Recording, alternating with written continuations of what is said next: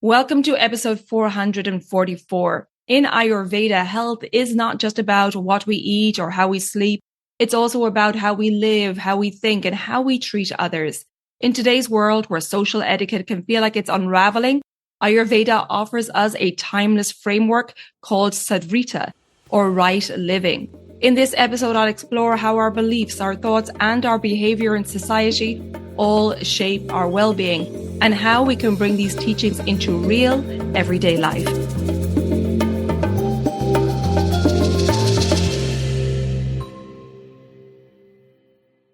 Welcome to the Elements of Ayurveda podcast. I'm your host, Colette. And if you're new to Ayurveda, I recommend starting with the first few episodes where I introduce the foundations of Ayurveda and the doshas. To learn more, work with me, or explore my offerings, you can visit elementshealingandwellbeing.com. And for podcast updates, join me on Instagram at Elements of AyurvedaPodcast. And before we begin, just a quick note to say that this podcast is for educational and inspirational purposes only. It's not intended as medical advice. Now let's dive into this episode. Hey there, and welcome back to the Elements of Ayurveda podcast. It's Colette today for a solo episode where I'm discussing Sadvritta, which is Ayurveda's guide to a compassionate and conscious life. And I think we all feel it in today's world where social etiquette can sometimes feel like it's unraveling. Ayurveda offers us a timeless framework called Sadvritta, or right living.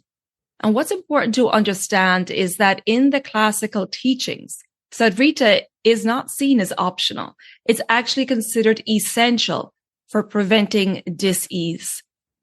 Because from an Ayurvedic perspective, disturbances in the mind and in our relationships don't stay in the mind. They eventually show up in the body. So in this episode, I want to explore how our beliefs, our thoughts, and our behavior in society all shape our well-being, and how we can bring these teachings into real everyday life. When many people first come to Ayurveda, they come for the physical aspects, what to eat, how to balance their doshas, how to create a daily routine.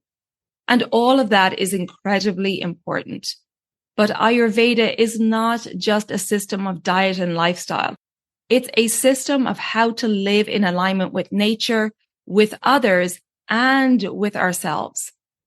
Because we can be eating the perfect diet, following all the right routines, but if our thoughts are reactive, if our speech is harsh, or if our behavior is misaligned, we are still creating disturbance within. And this is where Sadvritta comes in. Sadvritta is often translated as right conduct or ethical living, but I think of it as conscious living. The classical texts actually describe many different dimensions of Sadvritta. But today, I want to focus on 3 core areas that we can all begin to work with right away. And those 3 core areas are our beliefs, our thoughts, and our interactions with others. So let's begin with our beliefs.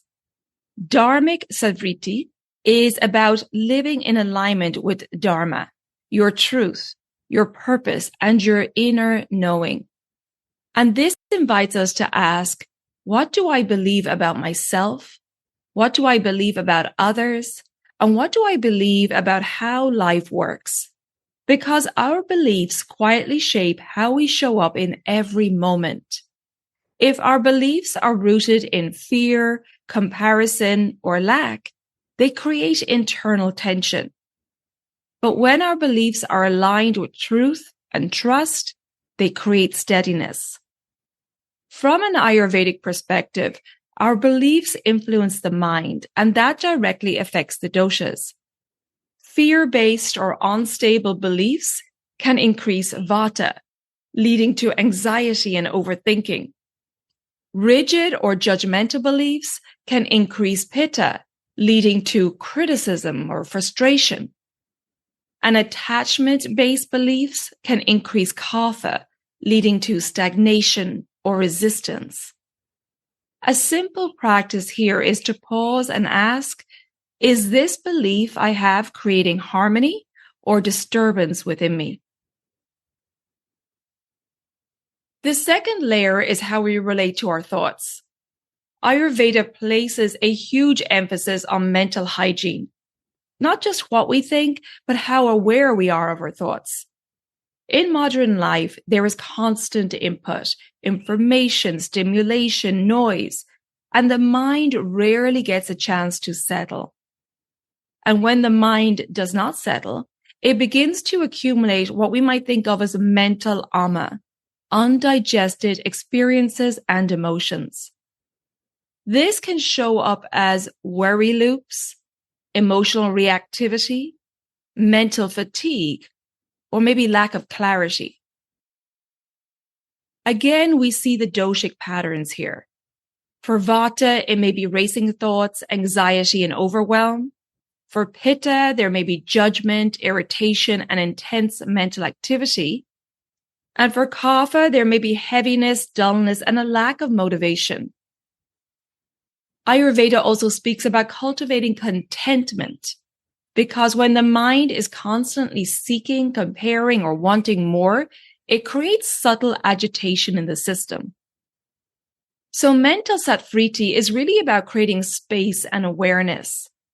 And this might look like pausing before reacting, taking a few deep belly breaths before you start talking, stepping away from our screens and constant input, spending time in nature without those devices, and practicing meditation or silence.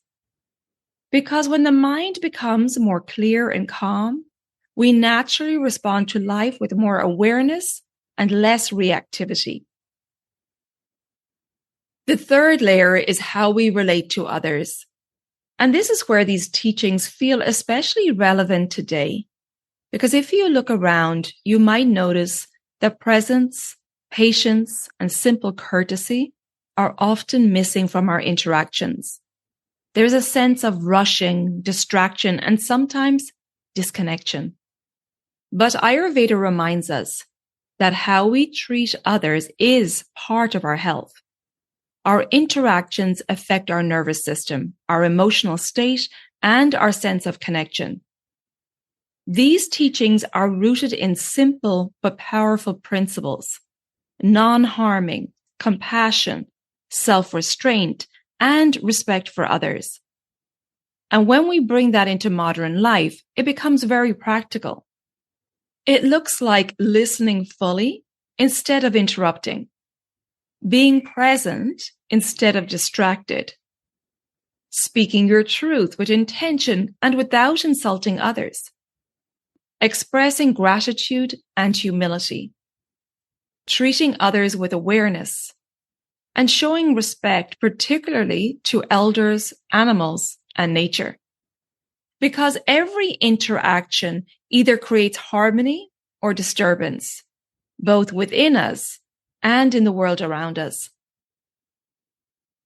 We're living in a time of incredible stimulation and at the same time, increasing disconnection.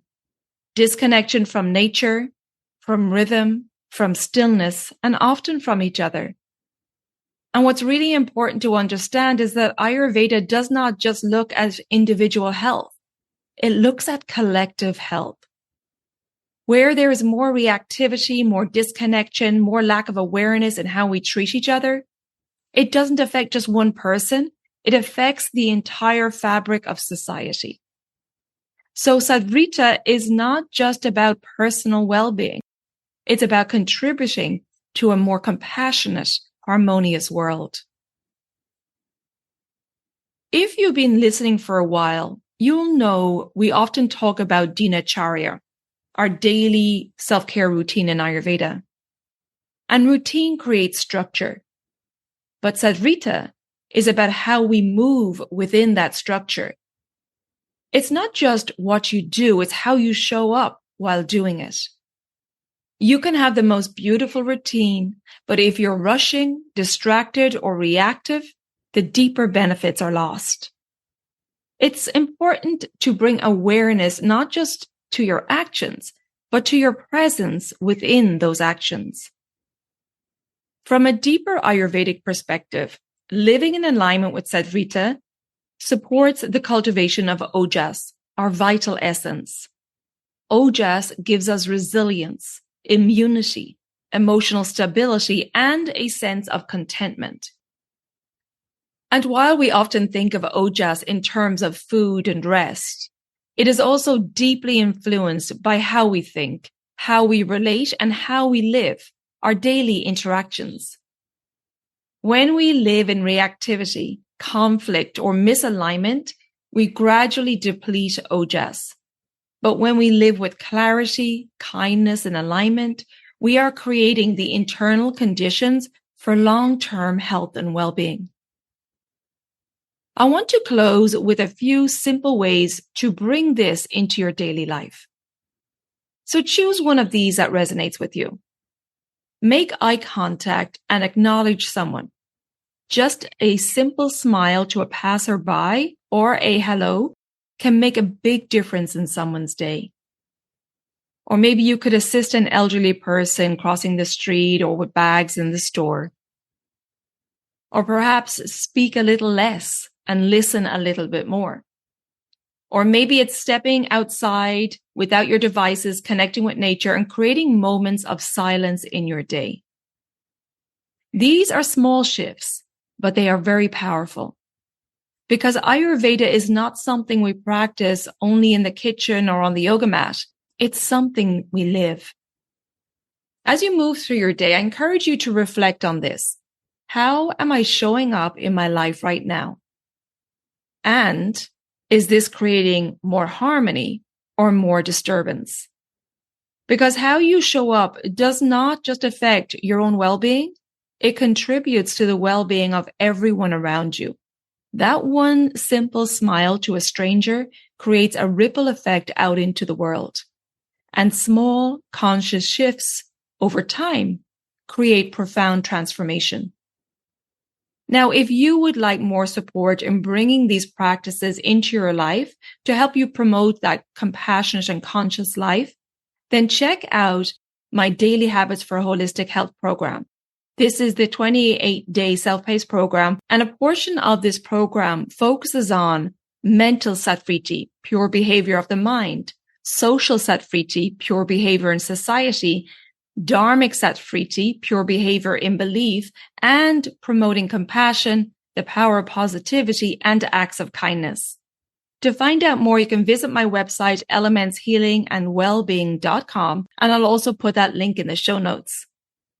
On my website, you'll also find info on my online services, from my online consultations to the Digestive Reset Cleanse. And don't forget, we have the Elements of Ayurveda podcast community, where we have monthly live Zoom meetups where we get to discuss the podcast episodes or any questions that you may have. For all my online services, I have a comparison chart where you can see exactly what you get with each service. You'll find that on my website. And if you have any questions before booking, then take advantage of my free 15-minute services inquiry call. We can hop on Zoom and I can answer all of your questions.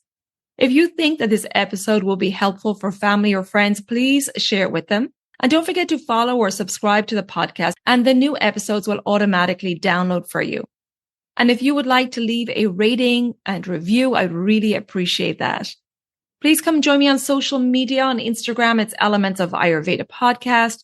And on Facebook, it's Elements Healing and Wellbeing. Thank you so much for tuning in. And until next time, take good care of yourself, be well, and bye for now. Slán go fóill.